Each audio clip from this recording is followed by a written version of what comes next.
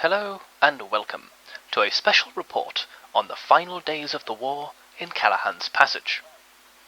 The end of the war brought the Swords of Marrow's controversial Damocles project to its final and grim conclusion.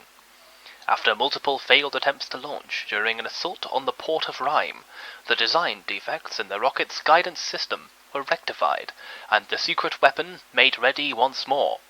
Locan Berth was deemed to be the new target, and after a brief infiltration mission, the weapon was launched, its effect on the target being beyond all expectation of the project leaders, leaving the target area so thoroughly devastated, a Warden reconstruction of the town has been deemed impossible.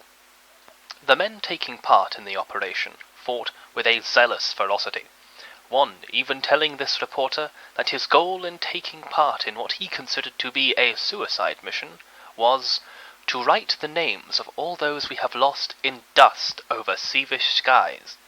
When I asked about the source of his fervent hatred for the Warden Empire, he became quiet for a moment, and said thus: "My family were in Allard's Bight, caught in the Warden onslaught all those months ago. They tried to get to the evacuation trains, but found none.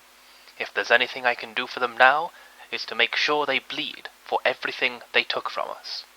A sentiment which I'm sure can be echoed across the hearts and minds of many fighting in the Colonial Legion. Ironically, one of the mainstay weapons of the colonial troops present was the Seavish-designed Malone Mark II. Its dreaded report turned back on those who had dared to strike against the glory of the Colonial Legion, tearing apart Warden infantry as they desperately threw themselves against the improvised barricades defending the spotter. Yet Seavish steel would also meet its doom on the ramshackle ramparts, as specialist colonial tank hunters ambushed them each time they advanced their position, with the well-known and feared Bane Gang tactic.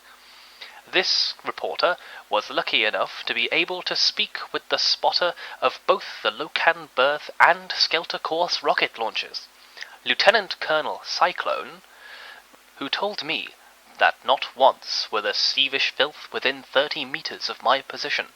The hum of their suicidal armored charges was silenced even quicker than they began. In recognition of these acts, Cyclone was put up for advancement in rank, but High Command rejected this request, stating they were out of commendations.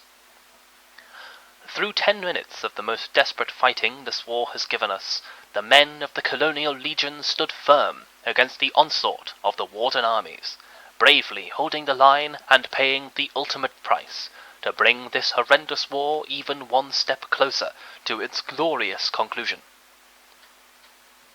This operation proved to be the beginning of the end for the Seavish menace, for soon after the lines at Spearhead were broken under the weight of yet another colonial rocket.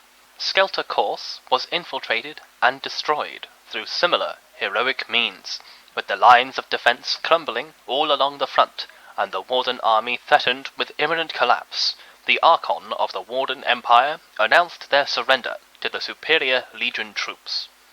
So as we end today's broadcast on the note of sweet victory, I'd ask all of us to remember the millions lost to bring us to this noble end, those who fought to defend Idolo to the last, those untold thousands who died holding each street of Saltbrook, and the sea of blood spilt on the beaches of Integrum and Rhyme, and those who were tragically lost during the Warden invasion of our lands. But tomorrow is a new day, a day of peace and opportunity. Remember, legionaries, for the end is our victory, and a victory well earned.